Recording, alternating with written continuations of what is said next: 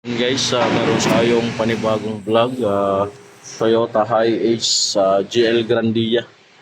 So buti nakauwi pa dito. So galing pa siyang Bicol. So yung upper suspension niya, yan yung nabunot na. Yan o, nabunot na siya. So pumunta dito, nakadapa. So kaya ngayon, papalit tayo nito. Itong upper suspension na to. So siyempre yung itong torsion bar na to, luluwagan muna natin para hindi naka-tension siya.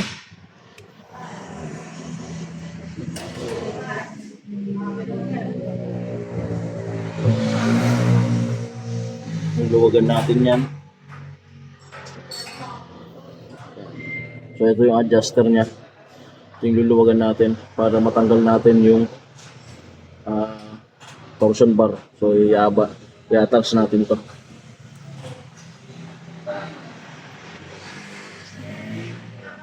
So nandito tayo. Merong tatlong tornilyo. Kung makikita nyo yan, 19 mm siguro. So yan yung tatanggalin natin pagka natanggal na yung torsion bar na yung pinakamahaba niya.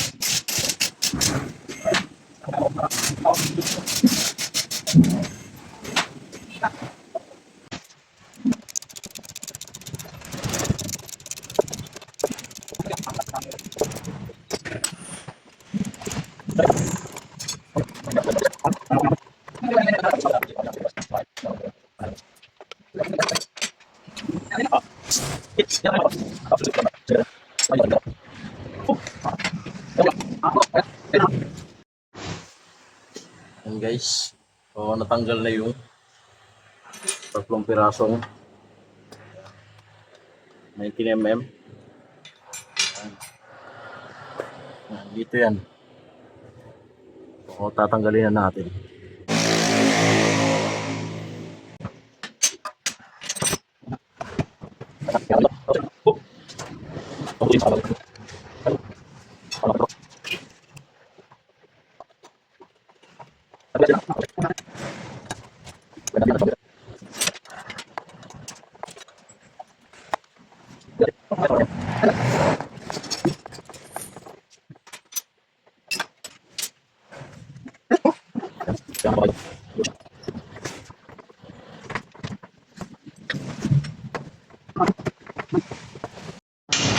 Guys, nandito na. So,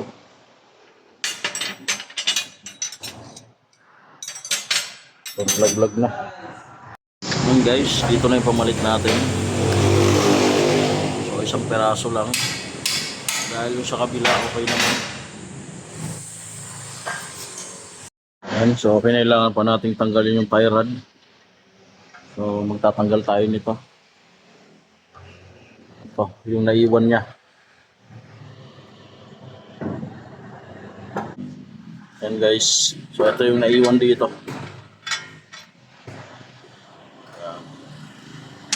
Ikakabit na lang natin yung bago.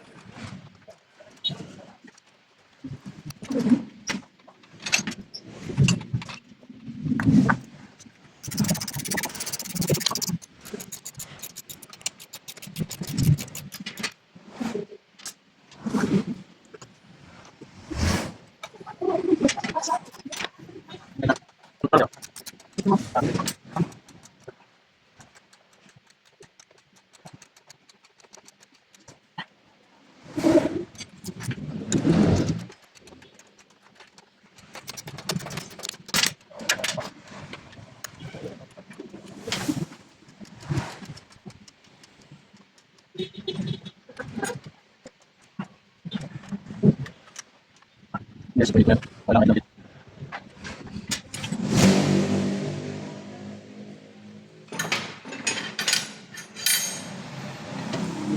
Tapos, ilagay ko na to.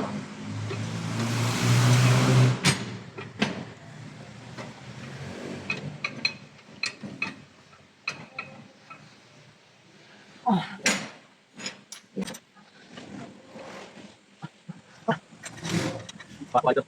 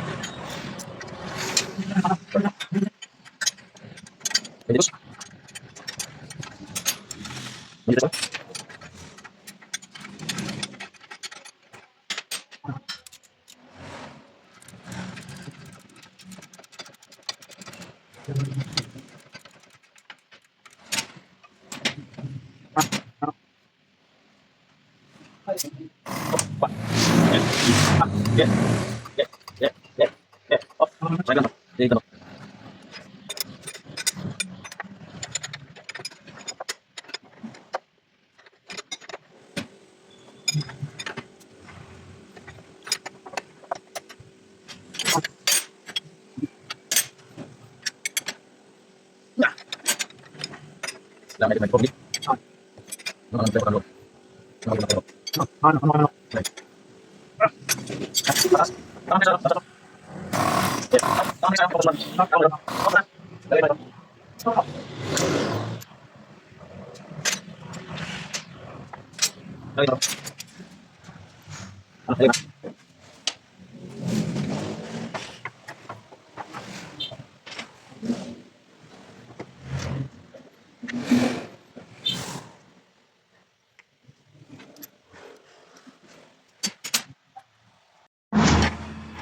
Yan guys, so ito yung torsion bar. So kailangan nakatama yan dyan.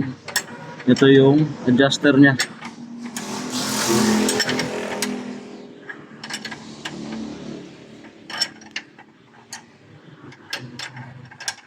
So, yung adjuster para tumaas yung sakyan. So kukunin na lang yung pinakang sukat nyan. Yan guys, so okay na. Nalagyan na ng lock. Ito mahigpit na to. Tapos yung tornilyo dyan, yung tatlo, okay na rin. So So, kabit na natin yung gulong. So, dito, nakuha na rin natin yung pinakang sukat. Kabit na natin yung gulong nang ma-align na. Guys, so tumuwid na siya. Umanda na yung lapat. So, i-align na lang natin yan para sure.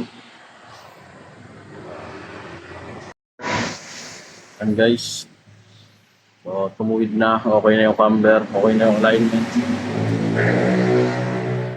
Yan.